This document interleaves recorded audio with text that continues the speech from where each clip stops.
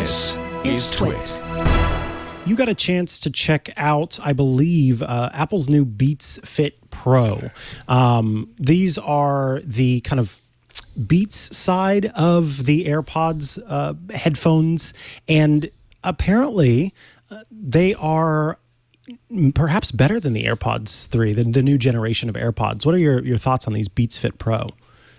Well, first, I would show them to you, but a mutual acquaintance who I will not name, but his name, Georgia Dowd, stole them from me yesterday because she said they were pink. They were lavender. They were purple, stone purple or something was the official color. And she just took them and left. So I can't point them out to you, but I did use them for about a week and they are really good.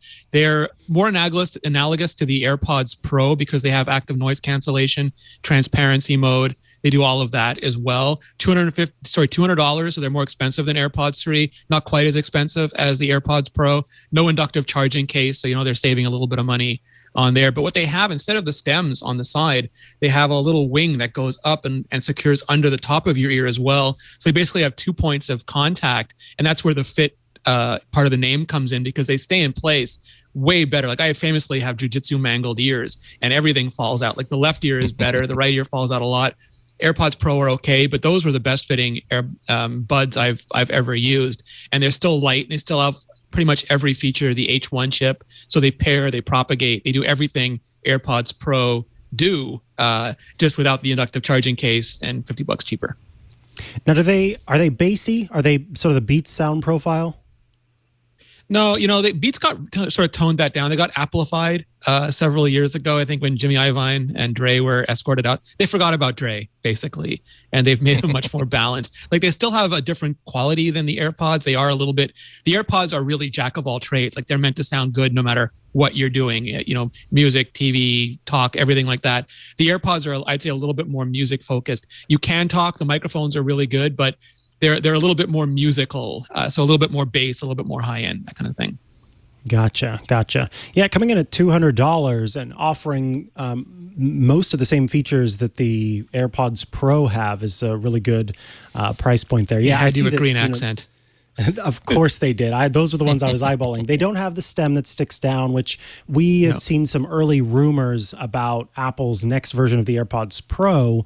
One of the things that they were kind of struggling with was having good microphone quality despite the fact that they don't have a stem. So it's interesting to hear what you were saying about kind of sound quality for speaking on phone calls with these, given that may be what Apple's experimenting with the next version of AirPods Pro. And we saw that with the Beats Studio Buds. Like the Beats Studio Buds are essentially just the tops of the AirPods Pro, and I have them here. These are really neat because they do lack the stem, but they're impossible to get out because they lack the stem, but they really are just these tiny little stemless buds that go right in your ear. And I like to think that the shotgun aspect of the stem really helps the microphone, but I did a test in my latest video. I did a test with the AirPods 3, AirPods Pro, the Beats Studio Buds, and the Beats Fit Pro. And why are all these names so complicated? I don't know. Exactly. And they all sound roughly analogous. So I don't think you lose anything by losing the stem. The stem is just nice because absent the stem, you have to do that Beats button thing where you're pushing in your ear like the original AirPods. I find that hella annoying. So just squeezing the stem, I find is a much more civilized approach from them. Sorry, I much prefer that force press to the tap. Yeah. Now, Alex, I would like to hear some follow-up actually from all of you gentlemen. These, of course, have the spatial audio feature. Have you, Alex, been listening to spatial audio for music? I'm sure you've been doing it with different shows, but I'm curious if you've given the music any more of a try and kind of what are your thoughts right now with spatial audio, particularly given your experience doing video conferencing. Rene had just talked about how there's going to be some spatial audio and FaceTime coming up. Do you think that would be a great experience for office hours? That already exists in Blue Jeans. Blue Jeans has it in video conferencing, and they kind of spread you out a little bit, and it actually makes it a little easier to understand who's speaking when, because it does now. It kind of randomly decides who those people are and where they are in your kind of spatial area. But if you have a recent MacBook, even it'll sound like they're in different places, which is really fascinating. I think that from the music perspective, the spatial makes a huge difference for me. I've had the opportunity to listen to a lot of it, and for a couple years before Apple did that. And so I think that once you start getting used to it, what it does is it gives you more places for those instruments to go. Now, one thing that Apple's doing beyond just supporting spatial is they're kind of faking spatial. So they're actually doing a bunch of processing to even stereo. So if you have regular stereo, they're actually still doing some processing that kind of creates more of a space. So what I have found is that if I'm listening to something on just stereo, it really sounds flat now compared to what is coming out of Apple Music, because they're kind of really expanding all of it, even this regular stereo. Then when you have the spatial applied to it, when they're actually mixed for spatial, it just, to me, it sounds a lot more full, and it sounds like the instruments are a lot further apart. So my mind can kind of hear them. They can hear the cymbals better, and they can hear this little, some other little triangle or something else that's been placed somewhere else that I couldn't hear before. It was just kind of part of what was mixed into right or left, and now there's just a lot more places to put it. And so I think that, we've been starting to play a lot with Logic's new, Apple released, of course, Logic with spatial audio, and we're starting to play with it a lot, and it's pretty amazing. It doesn't work, by the way, as a note, if you have an M1 Mac Mini, your AirPod Pros and your AirPod Maxes will just hear mono if you're listening to it. Yeah, so it works perfectly in my. They went completely the other way because I was super excited, and I opened up Logic and I started playing with Logic, and I started trying to move things around. I was like, wow, I want this to work, but it doesn't really sound like it's working. Maybe I was worried that there was for that.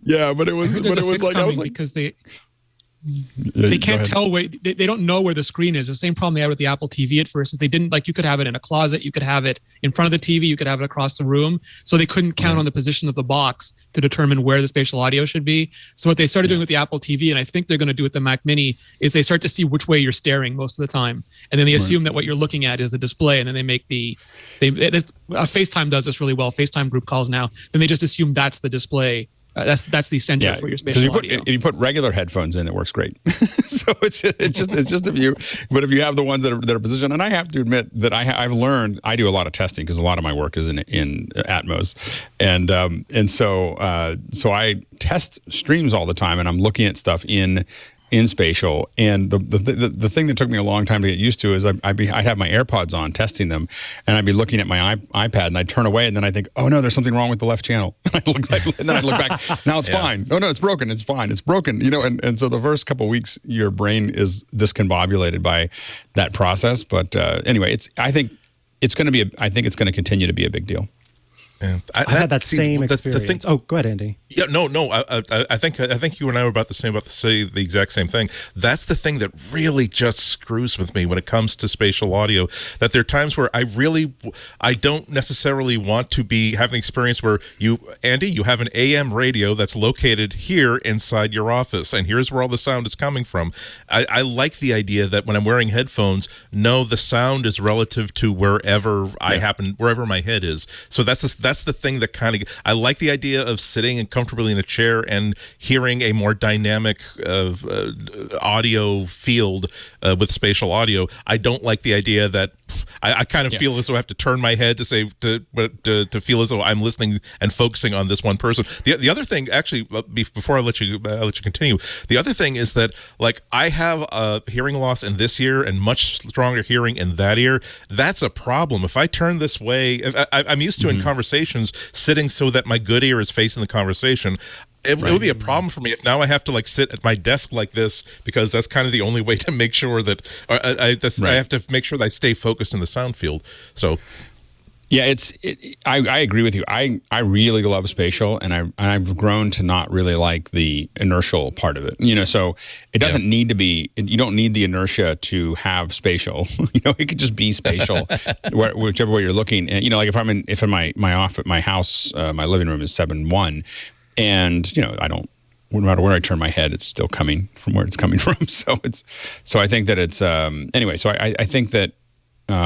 I think I'd rather leave it in spatial and not have the inertia than with it, because I find it is more problematic than useful most of the time. Yeah, I agree. It's one of those things that I turn off the head tracking part of it and just leave on the spatial audio part of it. And that's what I've come to do. It took me a long. I kept on thinking I was going to get used to it, and then I just never did. Turned it off.